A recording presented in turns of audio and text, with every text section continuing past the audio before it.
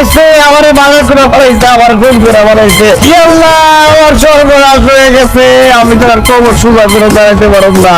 হায় হায়, এটা কি হইলো? কি কও কাল লোকে কি তুমি করে মাইর খাইছো? কোমর বাঁধছে মার্ডার করতে চাইছে কে? আমারে মার্ডার করার দিকে কি বাইরের মানুষ দরকার?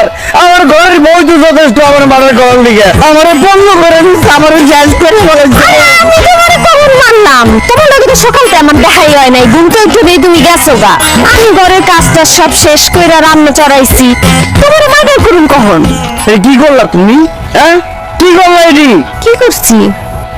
ভাতের মার ডিজে ফালাই দিলে, এত বড় সর্বনষ্ট তুমি কিভাবে করলা? ভাতের মধ্যে, ভাতের মারের মধ্যে তো সব ভিটামিন থাকে, সেই ভিটামিন ডিজে ফলাইয়া ভাত সুবা খাই আমার কিছু হইব? আই হাই রে, মার ডি থাকলে দুজনে 2 গ্লাস বার খাইতাম, তাহলে তো ভাত বেশি খরচ হতো না।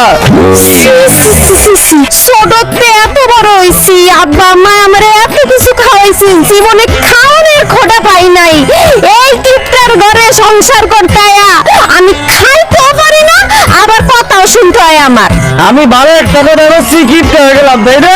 এই ভাতের মারে যে ভিটামিন আছে, সেই ভিটামিনটা যদি খাইতাম তাহলে শরীরে বল পাইতাম, শক্তি পাইতাম, ডাক্তার কাছে যাওয়া লাগতো না। হ্যাঁ, এত যদি ভিটামিন আর শক্তি লাগে তাহলে দোকান থেকে ফল ফ্রুট আর দুধ কলা ডিম লও, খাইয়া ভিটামিন বাড়াই।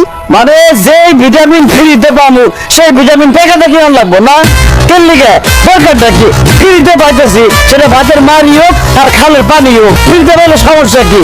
একটা কথা শুনে রাখো, যে সংসারে বউ উন্নতি না চায়, সেই সংসারে জামাই যতই কাম কাজ করুক, কষ্ট করুক, জীবনে সংসারের উন্নতি হইব না। এত বড় একটা কথা তুমি আমার কইতে পারলা? আমার লাগে উন্নতি আনা তো ঠিক আছে,